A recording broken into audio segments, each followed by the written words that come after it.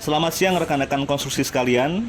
Di kesempatan kali ini saya akan sharing kepada rekan-rekan sekalian mengenai tahapan atau proses pengecoran konstruksi beton. Nah, di gambar ini menunjukkan alat yang dinamakan pompa beton yang berfungsi mentransfer beton ready mix dari truk mixer ke titik lokasi pengecoran. Nah, kalau kita lihat pompa beton ini standby sebelum kedatangan dari truk mixer yang memuat beton ready mix. Nah, truk molen atau mixer yang memuat beton ready mix ini jadwal kedatangannya harus diatur sedemikian rupa untuk mencegah terjadinya setting pada beton yang dimuat dalam truk molen atau mixer tersebut. Di video sebelumnya kita telah membahas tahapan-tahapan yang harus dilakukan sebelum dilakukan pengecoran. Di antaranya pengetesan selam beton dan pengambilan sampel beton. Nah, di bagian ini menunjukkan proses dari pengambilan sebagian sampel beton segar untuk pengecekan selam dari beton tersebut atau selam test seperti yang pernah saya sharing di video sebelumnya. Nah, tes ini sendiri fungsinya adalah untuk mengetahui seberapa lecak atau seberapa workability-nya beton ini bisa diaplikasikan pada pengecoran. Semakin tinggi nilai selamnya, maka beton segar ini akan lebih mudah untuk dikerjakan dibandingkan jika nilainya lebih kecil. Nah, biasanya nilai selam ini bergantung kepada titik atau elemen yang akan kita cor.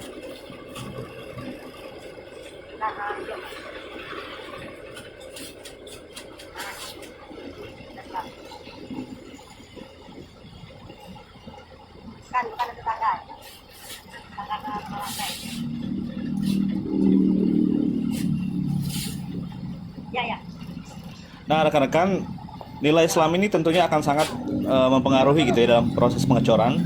Karena jika nilai selamnya tidak sesuai dengan apa yang disyaratkan dalam perencanaan, maka tentunya beton segar ini atau beton ready mix ini tidak dapat digunakan dalam pengecoran. Karena tentunya akan mempersulit dalam proses pengecoran itu sendiri. Nah, gambar ini menunjukkan proses pembersihan pompa beton atau cleaning dari sisa-sisa material beton atau semen dalam tahap pengecoran sebelumnya. Ini untuk memastikan bahwa beton yang digunakan dalam proses pengecoran sudah sesuai dengan campurannya.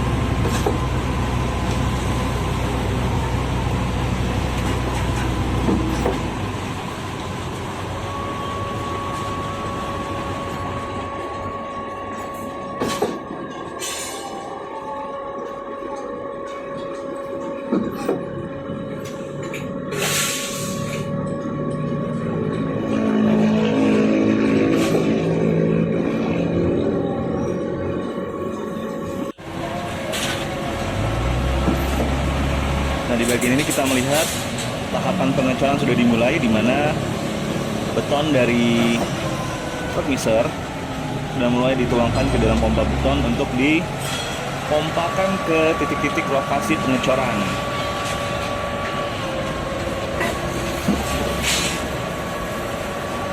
Kalau kita lihat, peranan dari pompa beton menjangkau hingga titik atau lokasi pengecoran.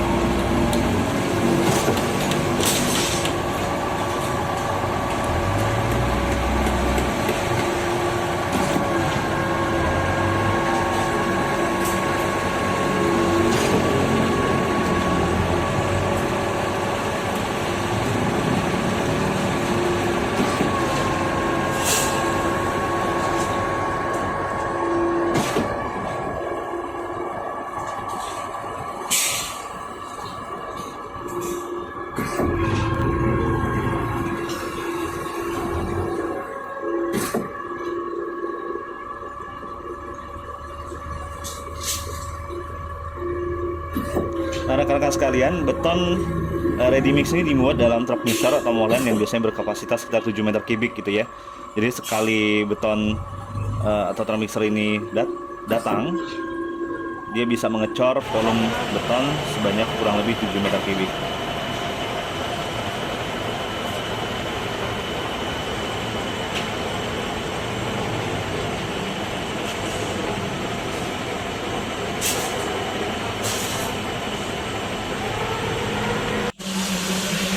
Nah, ini menunjukkan proses pengecoran untuk struktur bordes dari tangga.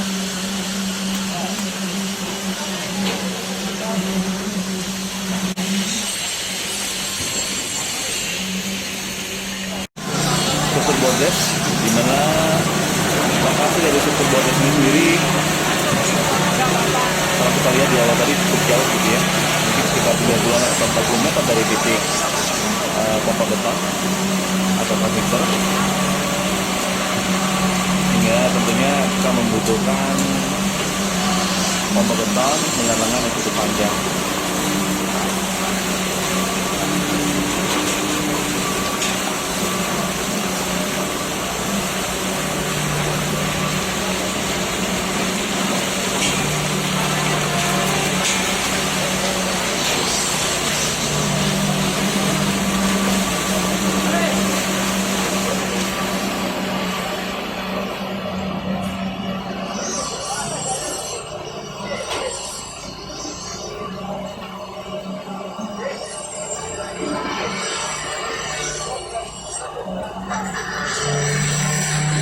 Kalau kita lihat ada proses vibrasi atau pemadatan beton untuk mencegah terjadinya segregasi atau penggumpalan beton di beberapa bagian tertentu saja.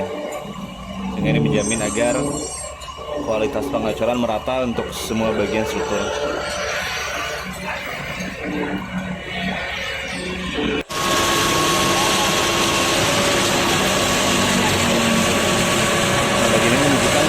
Proses pengecoran untuk struktur piping dan juga struktur dari parket.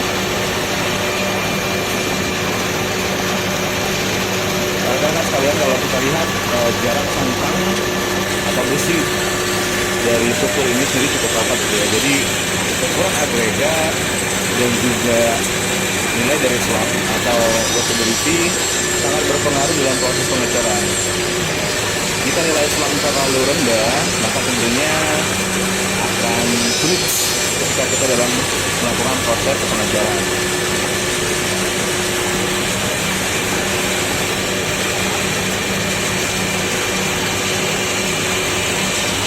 Kalau kita lihat lengan dari pompa beton menggunakan beton transfer beton ready mix dari truk mixer hingga ke titik lokasi pengecoran.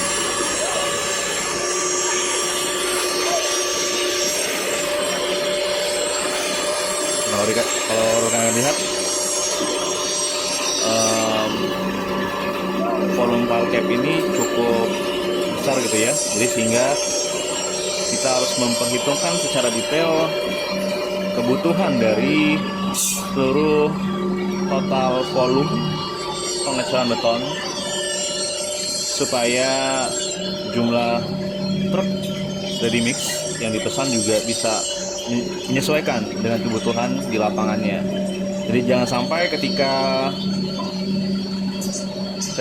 dalam proses pengecoran ternyata jumlah volume atau kubikasi dari beton yang dipersiapkan kurang dari apa yang dibutuhkan.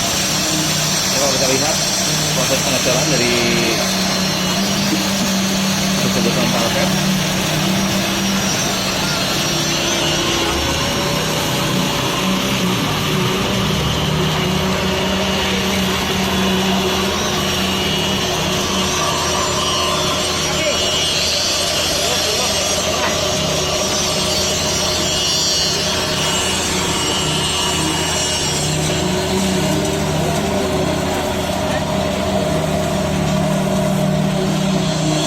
seperti saya sampaikan sebelumnya, kita harus benar-benar memperhitungkan kebutuhan dari kubikasi beton ini, karena jangan sampai proses pengecoran ini terhenti di tengah jalan karena tentunya akan menimbulkan yang dinamakan dengan cold joint atau sambungan di mana beton sebelumnya sudah terlanjur setting gitu ya, sehingga tidak ada ikatan antara beton pengecoran sebelumnya dengan beton baru. Sehingga tentunya harus dipastikan pengecoran ini sifatnya kontinuitas, berkelanjutan tanpa stop untuk menghindari terjadinya sambungan cold joint tadi. Ini kalau kita lihat, kita masuk ke proses pemadatan. Demikian sharing saya kali ini dari lapangan, rekan-rekan Kapolri sekalian. Semoga sharing ini bermanfaat dan berguna buat rekan-rekan sekalian. Salam konstruksi Indonesia, jayalah konstruksi Indonesia. Terima kasih.